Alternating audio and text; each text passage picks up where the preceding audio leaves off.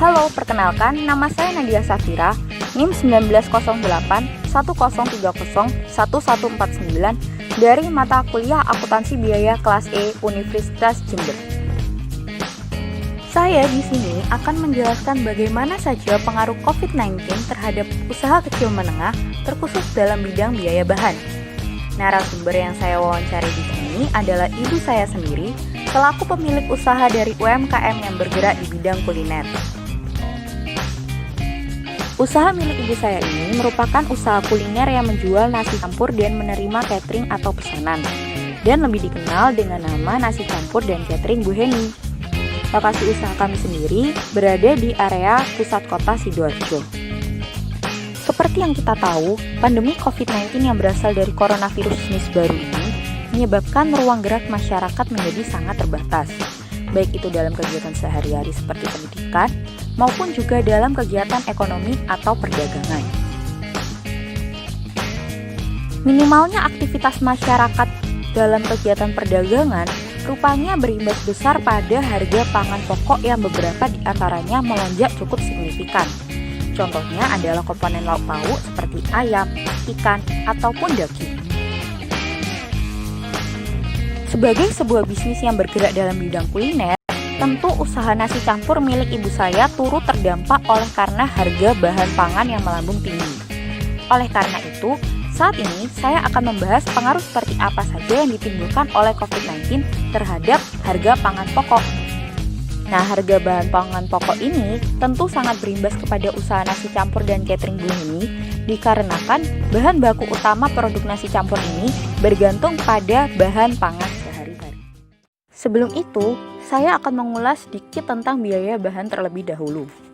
Biaya bahan sendiri terbagi menjadi dua, yakni bahan baku dan bahan penolong.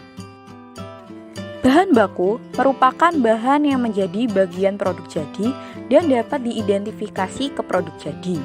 Sedangkan bahan penolong adalah bahan yang tidak dapat diidentifikasi ke produk atau bahan yang nilainya relatif tidak signifikan dibanding dengan nilai produk jadi.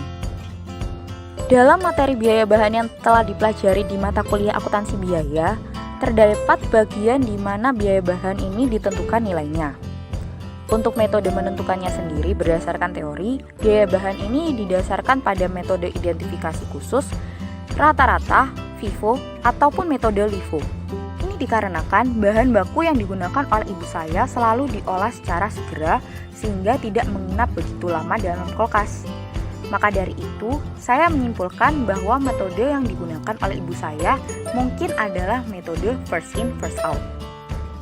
Pun suatu waktu saat bahan terpaksa menginap di kulkas karena ibu saya tidak dapat berjualan di hari itu, padahal sudah terlanjur berbelanja, atau di saat beliau sedang malas bepergian sehingga menyetok bahan baku secara double, beliau akan tetap mematok harga pembelian pertama walau telah membeli bahan baru untuk persediaan selanjutnya. Dengan kata lain, beliau tidak menggunakan harga terakhir atau harga perolehan terakhir, melainkan harga perolehan awal untuk menentukan biaya dari bahan yang digunakan.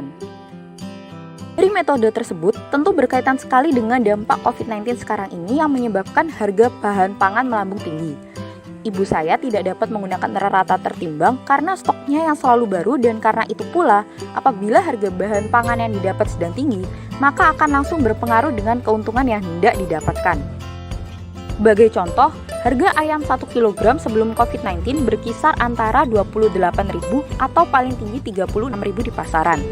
Akan tetapi, semenjak adanya pandemi terutama menjelang hari raya lebaran kemarin, harga ayam di pasar sangat melambung tinggi, bahkan hampir menyentuh angka Rp50.000.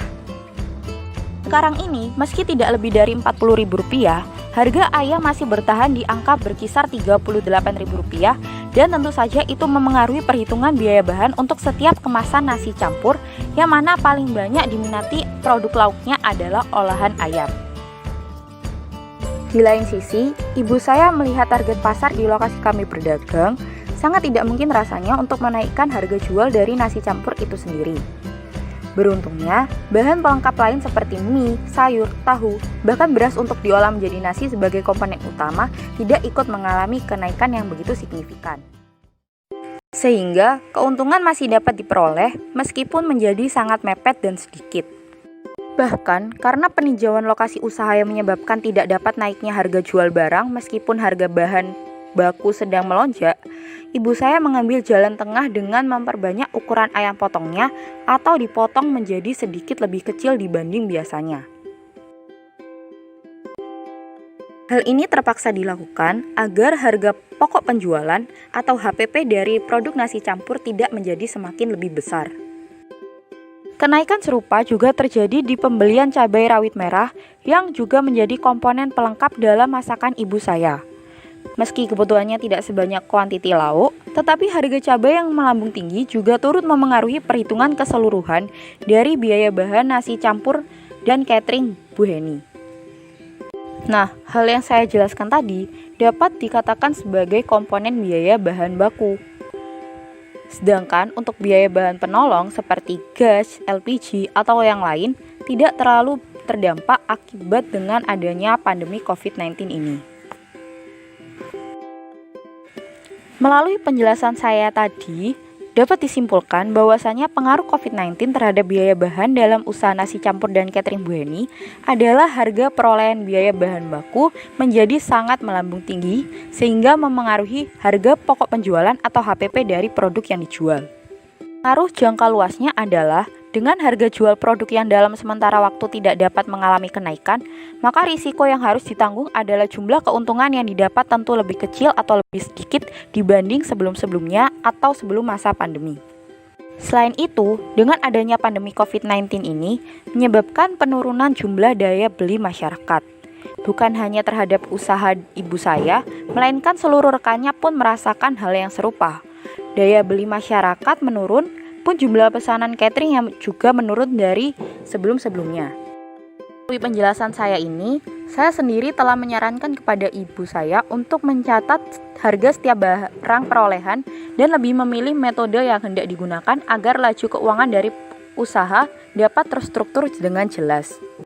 Hal ini sekaligus menjadi saran kepada saya pribadi agar mulai membantu ibu saya dalam menyiapkan dan menyusun laporan keuangan, bahkan segala perhitungan biaya dalam usaha, sehingga ibu saya dapat mengambil keputusan yang tepat dalam beberapa kesempatan, terutama untuk mengembangkan usaha nasi campur dan catering Bu Heni ini. Sekian penjelasan yang saya dapat sampaikan terkait dampak COVID-19 terhadap biaya bahan dalam UMKM nasi campur dan catering Bu Heni. Kurang lebihnya saya mohon maaf. Terima kasih atas kesediaannya telah menonton.